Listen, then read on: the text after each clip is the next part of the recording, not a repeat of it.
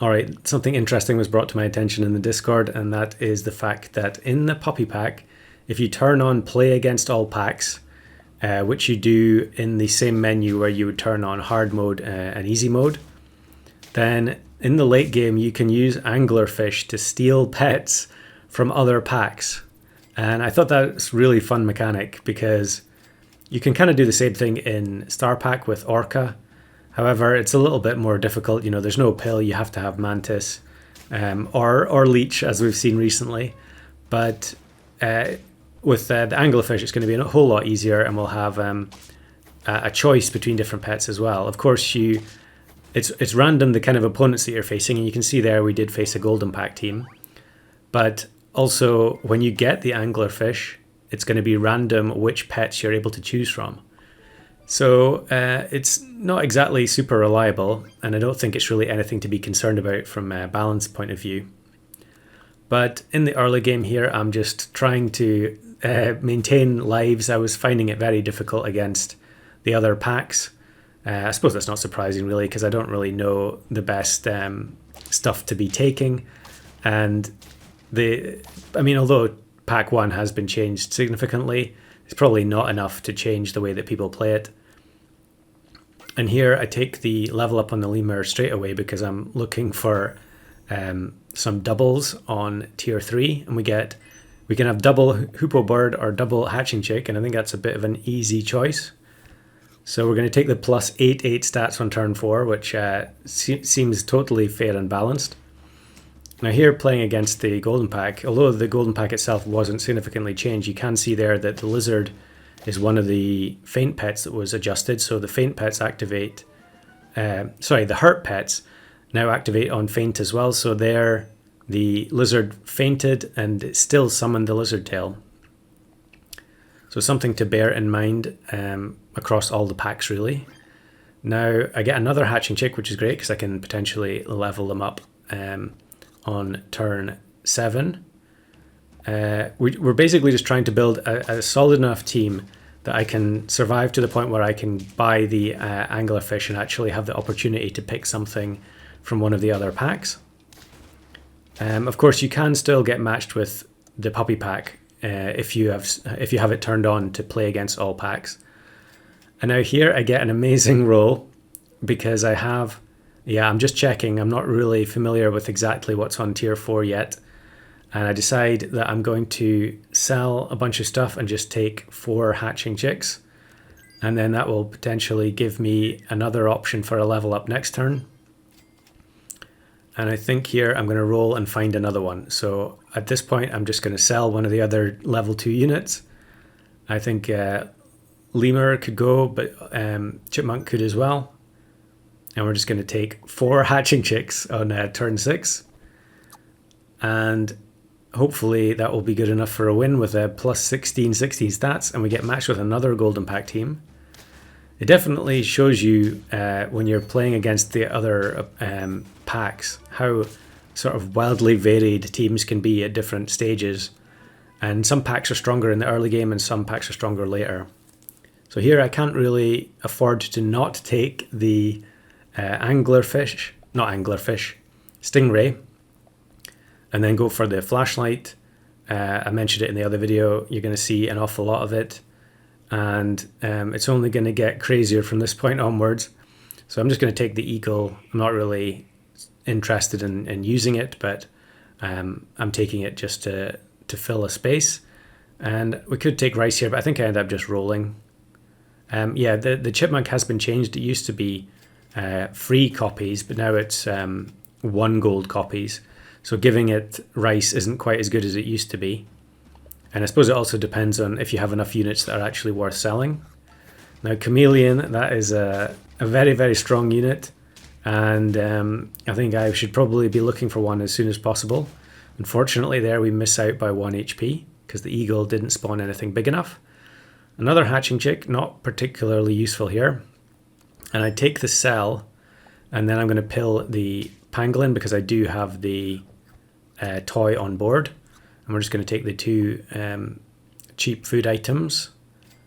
And on turn, I'm looking for lobster because I can pill the eagle, but I can also potentially just sell almost everything I have except for the stingray, because I would really like the torch to be, or the flashlight to be, level 2 before I move on to something else. In fact, actually, now that I'm buffing it directly, I'm probably not going to be able to move on to anything. So we do the level up with the 2 level 2s, and you don't get a reward for that anymore, which is fine in my opinion. But it does mean that we can start leveling stuff up. Now the sock is a very good option as well with the stingray, but at this point my team is basically 2 units, so I really need pretty aggressive scaling to try and improve things. And I'm going to freeze the chocolate, and this is where you can really see the strength of the chameleon, because when it faints, it's going to activate the flashlight, and then it's going to, with the Puma, it's going to repeat that. So I'm pretty sure the chameleon fainting is going to give plus 12 to the unit behind, and we should see that in this battle. Well, it would have done if the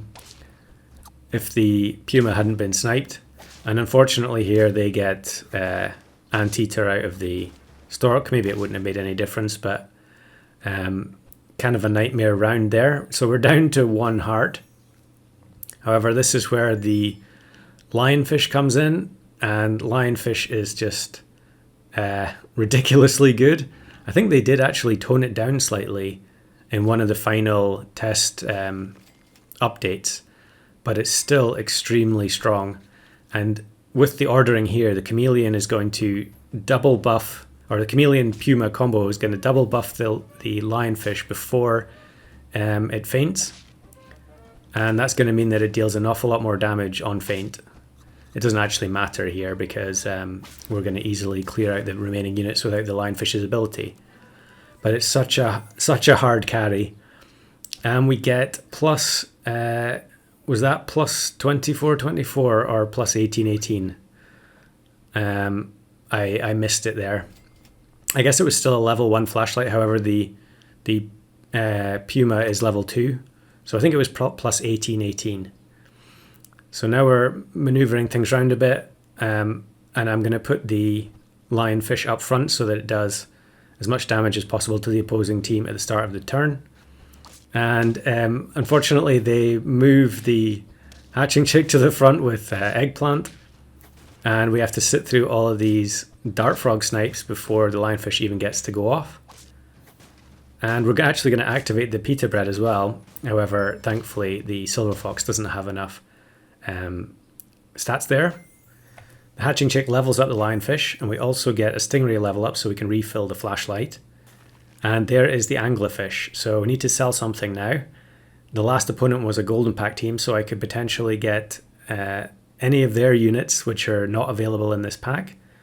I suppose the chipmunk is in both packs, but everything else is different. And you can see the options there. Some interesting ones, some not so interesting, but we've got to take the risk. So sell the hatching chick. We don't really need to level anything else up, and we'll take the anglerfish.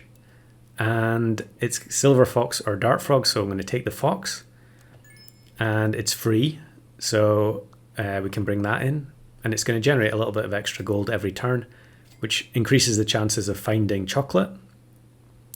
I think this late it's going to be difficult to get it to level 3, but it's definitely not completely impossible, especially if you had fewer trophies and more lives intact. Lionfish versus lionfish. I think you're probably going to end up seeing that pretty often, and it's theirs just isn't as big as ours.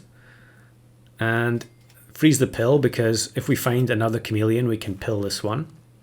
And I've definitely got to get used to this, is freezing the toy pets. If you have flying squirrel, you don't need to freeze them, because it will just regenerate the toy every turn.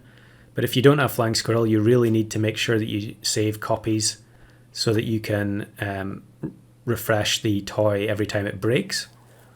So we get the other chameleon in.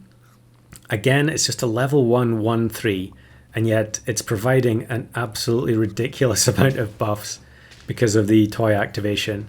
almost 50-50 lionfish, it's going to completely wipe the backline of the opposing team. And the flashlight breaks, and we've now got a 28-31 silver fox at 2 turns after buying it. And I'm going to take the melon. I've been putting melon on the backline units more often because I don't like the idea of frontline raccoon stealing it. You can also have frontline opposing units with peanut because of mongoose. And here we're going to do, we're going to wipe almost their entire team again with the level 3 lionfish. It's just crazy. There is another pill there.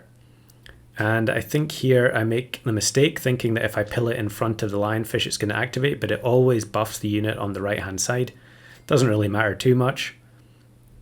We're going to freeze the stingray, although we are on 9 wins, and luckily I do find a replacement chameleon. I should have frozen that pill there as well, just on the off chance that I draw, because we're on 1 heart, so this should really be the end one way or the other. And I get matched with Abanime. I hope I've pronounced that correctly. Denizen of Hap's Discord, and I get matched with him all the time in Pack 3, and of course we're matched with the Pack 3 team here. But as good as his setup was there, and I always like to see Woodpecker Piranha, it's never going to stand up to a level 3 lionfish with colossal stats.